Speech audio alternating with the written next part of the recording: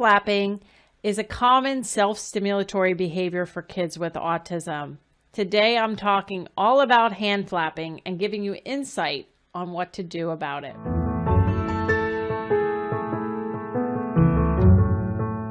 Hi, I'm Dr. Mary Barbera, autism mom, board certified behavior analyst, and best-selling author. Each week I provide you with some of my ideas about turning autism around, so I'm glad that you are here. Have you ever been in a lecture where the material is way too easy or completely over your head? Or have you been bored waiting in line at the grocery store? If you get into these situations, if you're in a lecture, I bet you might doodle or play with your hair. Or if you're in line at the grocery store, you're probably scrolling through Facebook feed to keep you entertained. These behaviors are the equivalent of a child with autism or a toddler with signs of autism engaging in self-stimulatory behavior, otherwise known as stimming. You see, we all stim. In fact, our solitary leisure activities, such as shooting a basketball into a hoop for a few minutes, playing a violin, and getting the notes to sound just right, or watching reality TV, are actually all stimming.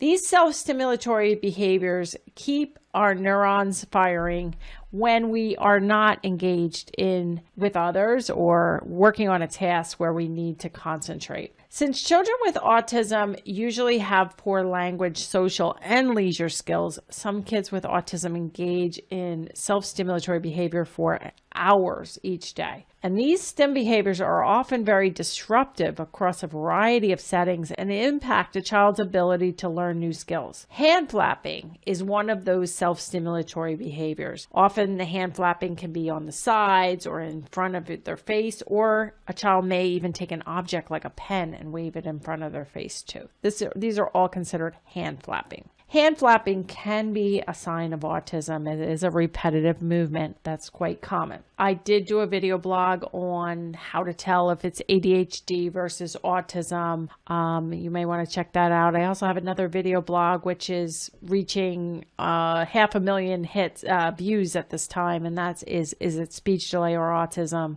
If your child is stimming, no matter what their age are, in hand flapping for long periods of time, it's almost always impeding his or her learning and socialization. Some kids, like my son Lucas, when he was young, was actually his stimming was watching TV or now playing on his iPad. When he was little, he used to get so overexcited that occasionally he'd hand flap with excitement. He also had vocal stems where he'd make noises while hand flapping, which is not only impact his learning, but was also really disruptive and embarrassing, especially in places like churches where everybody's supposed to be quiet. Kids can also flap objects, like I said, in front of their faces to stim. One client I worked with liked to wave straws in front of his face, and another client gravitated towards flapping pencils or even like the spatula in preschool settings.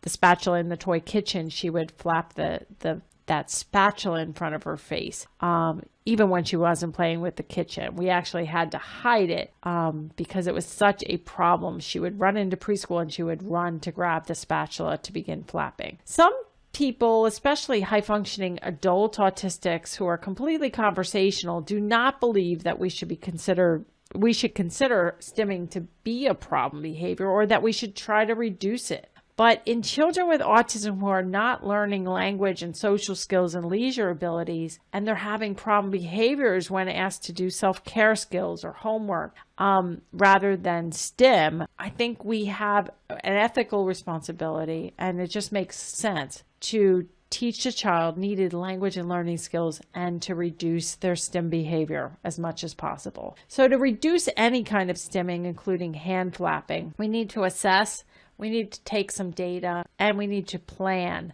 what kind of learning activities we're going to do to reduce this self-stim behavior. I am actually not a believer in telling kids to stop stimming or hands down or hands quiet.